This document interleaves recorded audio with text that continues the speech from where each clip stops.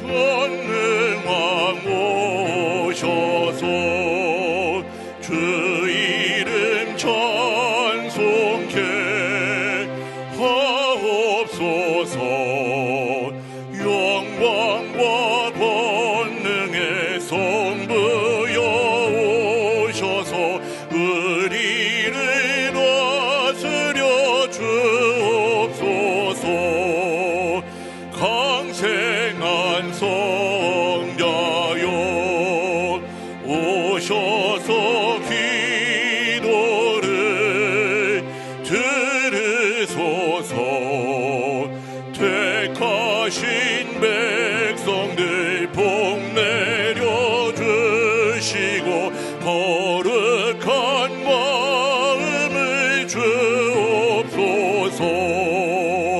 위로의 주 성령 오셔서 큰 증거 주옵소서. 전능한 주시여 각 사람 맘에서 떠나지 마시고 계십소서.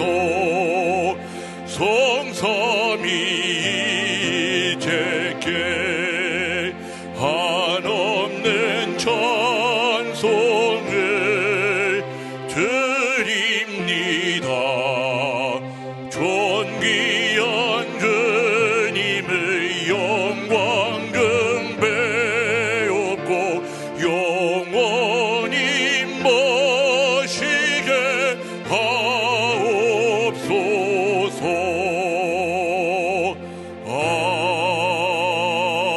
아멘.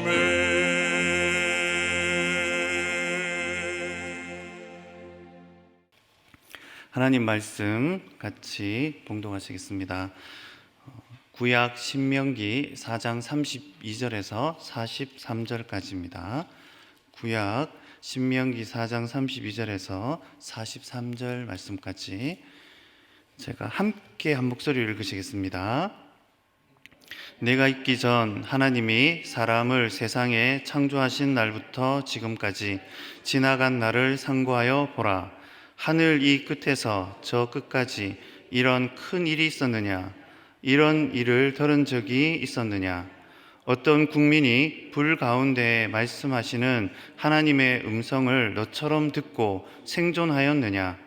어떤 신이 와서 시험과 이적과 기사와 전쟁과 강한 손과 편팔과 크게 두려운 일로 한 민족을 다른 민족에게서 인도하여 낸 일이 있느냐? 이는 다 너희의 하나님 여호와께서 애굽에서 너희를 위하여 너희의 목전에서 행하신 일이라.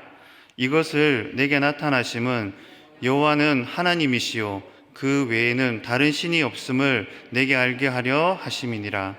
여호와께서 너를 교훈하시려고 하늘에서부터 그의 음성을 네게 듣게 하시며 땅에서는 그의 큰 불을 내게 보이시고 내가 불 가운데서 나오는 그의 말씀을 듣게 하셨느니라.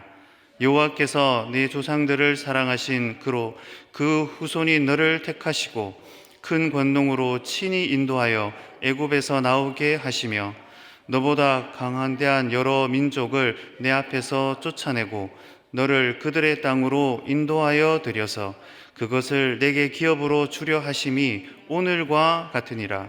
그런즉 너는 오늘 위로 하늘에나 아래로 땅에 오직 여호와는 하나님이시요 다른 신이 없는 줄을 알아 명심하고 오늘 내가 네게 명령하는 여호와의 규례와 명령을 지키라. 너와 내 후손이 복을 받아 내 하나님 여호와께서 네게 주시는 땅에서 한없이 오래 살리라. 그때 모세가 요단 이쪽 해돋는 쪽에서 새 성읍을 구별하였으니 이는 과거에 원한이 없이 부지 중에 살인한 자가 그곳으로 도피하게 하기 위함이며 그 중 한 성읍으로 도피한 자가 그의 생명을 보존하게 하기 위함이라.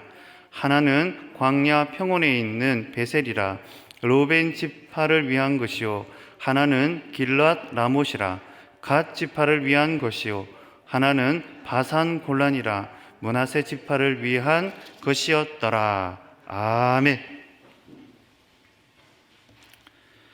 오늘 이 본문은 그 모세의 첫 번째 강론, 설교라고 할 수 있는 그 설교의 마지막 부분에 해당되는 말씀입니다.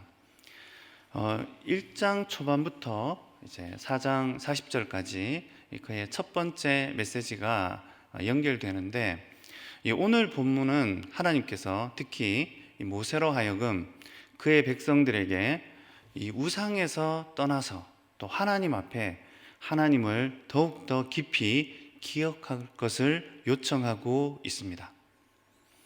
오늘 본문은 이렇게 시작합니다. 네가 있기 전 하나님이 사람을 세상에 창조하신 날부터 지금까지, 그러니까 우리가 태어나기 전에 하나님께서 세상을 창조하셨고 그것을 상고하라라고 얘기하는 것이죠. 하나님께서는 믿는 자들에게 단지 우리가 태어난 후 기억이 생기기 시작하고 그 기억을 유지한 4세, 5세 때부터 지금까지를 기억하라고 하지 않습니다. 하나님의 구원은 창세 전부터 시작된 것이기 때문에 모세는 우리가 하나님 앞에서 창세 전부터 가지고 계셨던 그분의 구원에 관한 일들을 기억해야 된다라고 요청하는 것이죠. 믿음은 우리로 성경을 통해서 하나님의 창조 세계와 예수 그리스도의 우리를 위한 그 한없는 기적과 그리고 은혜의 구원 사역을 알게 하셨습니다. 그러므로 우리의 이 믿음의 세계는요, 단지 우리 앞에 보이는 것과 우리가 경험하는 것에 제한되지 않는다고 모세는 얘기합니다. 믿음은 보이지 않는 것과 그리고 우리의 경험을 넘어선 하나님의 큰 사랑에 뿌리를 내리고 있다는 사실을 다시 한번 확증하고 있는 것이죠. 오늘 이 결론에 해당되는 이 부분의 핵심은 이 땅에 오직 여호와 하나님밖에 없다라는 내용을 마무리로 우리에게 전해주고 있습니다. 이 세상에 그의 백성들을 사랑해서 그들을 찾아가서 자신을 계시하신 분, 불 가운데서, 그리고 이집트에서, 애굽에서 그의 백성을 이끌어내실 때 상상할 수 없는 기적으로 그의 백성을 이끌어낸 그런 신이 있느냐라고 질문합니다. 여기에는 질문이 몇 개 나오는데요, 이 질문은 그동안 이 설교를 쭉 들었던 그의 백성들을 마음을 각성시킵니다. 마음을 다시 한번 처음부터 끝까지 휘저어서요, 하나님 앞으로 그들을 당도하게 합니다. 이 질문은 이 교육학자들 중에 일부는 이 질문에 대해서 연구를 많이 합니다.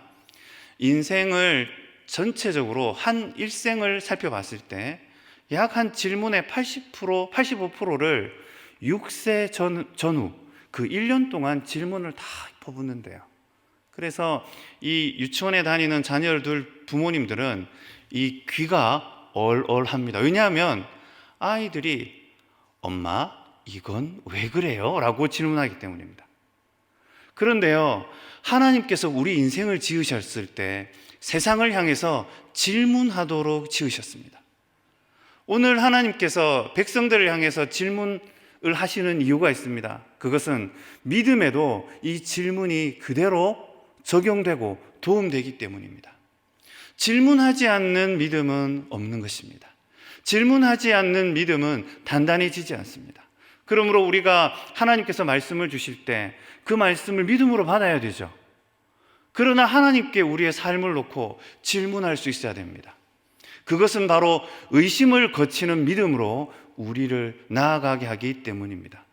물론 성령께서 우리로 큰 믿음을 주셔서 그때 고개를 넘을 때마다 잘 믿게 하시지만, 우리가 성장하는 때는 언젠가면 하나님, 제 기도는 왜 이렇게 더디게 응답됩니까?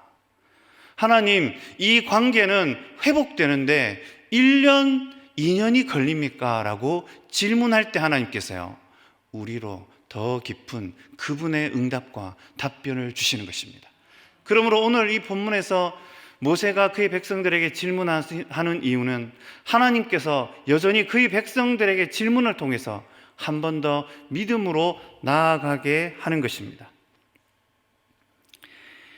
하늘 이 끝에서 저 끝까지 이런 큰 일이 있었느냐? 이런 일을 들은 적이 있느냐? 어떤 국민이 불 가운데서 말씀하시는 하나님의 음성을 너처럼 듣고 생존하였느냐? 이 공식적인 질문이 세 가지가 나옵니다. 그런데 이 질문 한 가지를 향해 그 모든 질문이 뛰어가고 있는데요. 그 질문은 뭐냐면 이 땅에 하나님 같은 분이 없다. 그 답변으로 뛰어가고 있어요. 이 세상에는 인생을 지으신 참 하나님이 계십니다. 그분은 여호와십니다. 그러나 인생들은 어제 우리가 살펴본 것처럼 인생들은 그냥 스스로 우상들을 만들어냅니다. 이 땅에는요, 참 하나님이신 여호와와 인생이 만들어낸 우상들이 있는데, 그러나 성경은 유일한 분, 정말 이 피조물들이 건널 수 없는 이 피조물은 누굽니까? 우리 인생과 천사나 사단과 같은 영적인 존재들도 피조물이에요. 그 피조물은 도달할 수 없는 하나님, 그분에 향해서 오늘 우리에게 알려주는 것입니다. 창조주는 우리 피조물들이 감히 고개를 들 수도 없고 도달할 수도 없는 분입니다. 그런데 그분이 직접 이스라엘 가운데로 오신 것입니다. 그분이 직접 그 진중으로 오신 것입니다. 그분이 직접 인생의 몸을 입고 십자가를 지기 위해서 이 땅에 오신 것입니다. 그 어떤 인간이 만들어낸 종교는요, 신이 사람을 찾아오지 않습니다. 모든 종교가 그래요. 여호와께서 인생을 향해 찾아오신 것은 기독교밖에 없습니다. 그것은 이 종교가 유일하고 이 종교가 온전하며 진실하다는 증거인 것이죠. 그 부분을 이 신명기가 오늘 우리에게 알려주는 것입니다. 하나님께서 인생을 찾아오신 것, 그리고 인생을 향해서 뭐라고 말하십니까? 35절에 보면 이것을 네게 나타내심은 여호와는 하나님이시요 그 외에는 다른 신이 없음을 네게 알려 하심이니라 라고 얘기하시는 것입니다. 하나님께서 또 37절에 가면 이렇게 말합니다. 여호와께서는 내 조상들을 사랑하신 고로, 하나님께서 노골적으로 사랑하셨다라는 표현을 쓴 본문이 우리에게 펼쳐지는 것이죠. 물론 이제 5장부터 10계명을 선두로 해서 하나님의 율법이 하나하나씩 이제 우리에게 전달됩니다. 얼마나 은혜로운지 몰라요. 그러나 오늘 본문은 그 율법의 그 위상과 율법의 감격에 절대 뒤처지거나 물러서지 않는 본문이에요. 왜냐하면 하나님께서 내가 너희를 사랑한다라고 선포하신 본문이기 때문입니다. 하나님은 이 사랑이라는 단어를 통해서 우리 29절에서 본 것처럼 우리의 몸과 영혼을 정말 다해서 하나님을 찾아야 되는 것처럼 하나님께서 그분의 모든 그 우주적인 권능과 우주적인 능력으로 우리를 사랑하신다라고 고백하신 것입니다. 여러분, 율법이 있기 전에 주님께서 우리를 향한 그 큰 사랑이 있었다는 사실을 오늘 본문은 우리에게 알려줍니다. 주님의 사랑, 그분의 고백이 우리를 지켜내고 우리를 하나님 앞으로 나가게 하는 것이죠. 그 큰 사랑은 없습니다. 그 큰 사랑을 묘사하기 위해서 무엇을 얘기합니까? 그 조상들을 사랑한 것처럼 너희를 사랑한다. 그리고 이 40절에 보면 여호와에 대한 이 규례와 언약이 너희들뿐만 아니라 너희 후손에게도 똑같이 적용된다라고 하나님의 사랑은 이 세대를 넘어선 사랑이다라고 이야기하고 있는 것입니다. 당시 이스라엘은 이 사랑을 충분히 이해하고 충분히 느낄 수 있는 단어가 없었어요. 그 단어를 묘사하기 위해서 하나님께서는요, 너희 조상이 아들들을, 딸들을 사랑한 것처럼 내가 너희를 사랑한다. 너희 조상들이 그랬던 것처럼 너희가 너희 아들과 딸들을 사랑한 것처럼 내가 그들에게도 동일한 사랑으로 주겠다라고 선포하시는 것입니다. 이 사랑이 오늘 여러분 삶 속에 깊이 다시 한번 피어나기를 소원합니다. 그 성령께서 주시는 거예요. 하나님께서 날 이렇게 사랑하시는구나. 그 은혜를 성령께서 오늘 우리 가운데 부어주시길 원합니다. 그리고 그 사랑이 우리 후손들에게, 다음 세대, 우리 교회 다음 세대에게로 그대로 넘치기를 소원합니다. 이걸 기도 제목으로 꼭 잡으셔야 됩니다. 이 풍성한 은혜가 가득한 한 날 되시기를 소원합니다. 금잡심 기도 제목으로 함께 기도하시겠습니다.